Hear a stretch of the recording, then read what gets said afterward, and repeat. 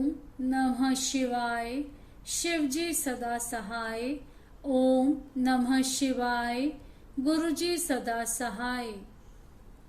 गौरी देवी का व्याघ्र को अपने साथ ले जाने के लिए ब्रह्मा जी से आज्ञा मांगना, ब्रह्मा जी का उसे दुष्कर्मी बताकर रोकना, देवी का शरणागत को त्यागने से इनकार करना, ब्रह्मा जी का देवी की महत्ता बताकर अनुमति देना और देवी का माता पिता से मिलकर मंदराचल को जाना। वायु देवता कहते हैं, कौशिकी को उत्पन्न करके उसे ब्रह्मा जी के हाथ में देने के पश्चात गौरी देवी ने प्रत्युपकार के लिए पितामह से कहा। देवी बोली, क्या आपने मेरे आश्रम में रहने वाले इस व्याघ्र को देखा है? इसने दुष्ट जंतुओं से मेरे तपोवन की रक्षा की है।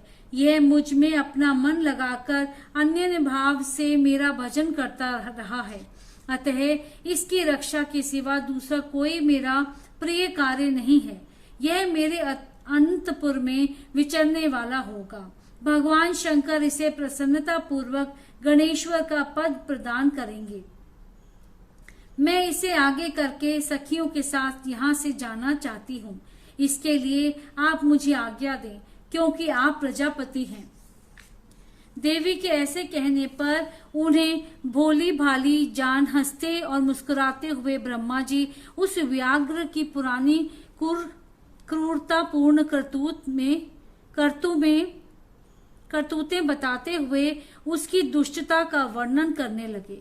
ब्रह्मा जी ने कहा, देवी, कहाँ तो ये पशुओं में क्रूर व्याघ्र और कहाँ यह आपकी मंगलमयी कृपा। आप विषधर सर्प के मुख में साक्षात अमृत क्यों सींच रही हैं? यह केवल व्याघ्र के रूप में रहने वाला कोई दुष्ट निशाचर है। इसने बहुत सी गौओं और तपस्वी ब्राह्मणों को खा डाला है। यह उन सबको इच्छा अनुसार ताप देता हुआ मनमाना रूप धारण करके विचरता है। अतः इसे अपने पाप कर्म का फल अवश्य भोगना चाहिए। ऐसे दुष्टों पर आपको कृपा करने की क्या आवश्यकता है? इस स्वभाव से ही कलुषित चित्त वाले दुष्ट जीव से देवी को क्या काम है? देवी बोली, आपने जो कुछ कहा है वह सब ठीक है। यह ऐसा ही सही तथापि मेरी शरण में आ गया है, अतः मुझे इसका त्याग नहीं करना चाहिए। ब्रह्मा जी ने कहा, देवी, इसकी आपके प्रति भक्ति, इस बात को जाने बिना ही मैंने आपके समक्ष इसके पूर्व चरित्र का वर्णन किया है। यदि इसके भीतर भक्ति है तो पहले के पापों से इसका क्या बिगड़ने वाला है, क्योंकि आपके भक्त का कभी नाश नहीं होता। जो आपकी आज्ञा का पालन नहीं करता वह पुण्य कर्मा होकर भी क्या करेगा? देवी, आप ही अजन्मा, बुद्धिमती, पुरातन शक्ति और परमेश्वरी हैं। सबके बंध और मोक्ष की व्यवस्था आपके ही अधीन है। आपके सिवा पराशक्ति कौन है? आपके बिना किसको कर्म जनित सिद्धि प्राप्त हो सकती है? आप ही असंख्य रुद्रों का विविध शक्ति हैं। शक्ति रहित कर्ता काम करने में कौन सी सफलता प्राप्त करेगा?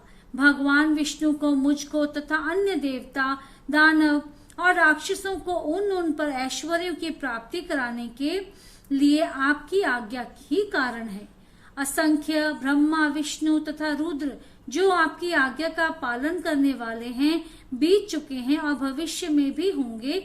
देवेश्वरी, आपकी आराधना किए बिना हम सब श्रेष्ठ देवता भी धर्म आदि चारों पुरुषार्थों की प्राप्ति नहीं कर सकते।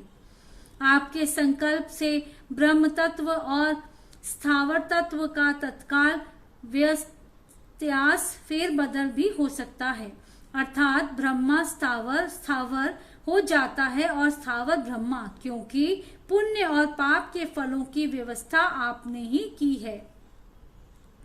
आप ही जगत के स्वामी परमात्मा शिव की अनादि, अमध्य और अनंत आदि सनातन शक्ति हैं।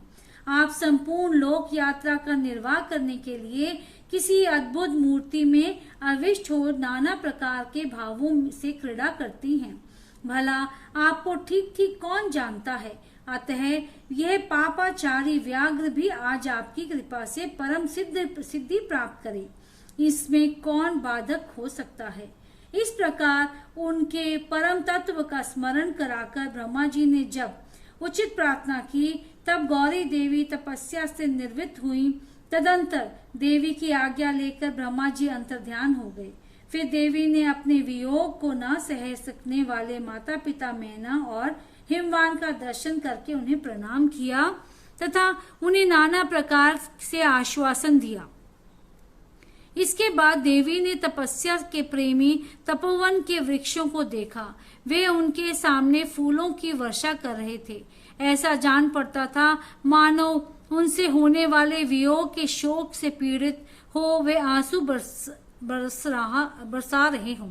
अपनी शाखाओं पर बैठे हुए वह गमों के कलरवों के व्याज से मानो वे व्याकुलता पूर्वक नाना प्रकार से दीनतापूर्ण विलाप कर रहे थे। तदंतर पति के दर्शन के लिए उतावली हो उस व्याघ्र को और औरस पुत्र की भांति स्नेह से आगे करके सखियों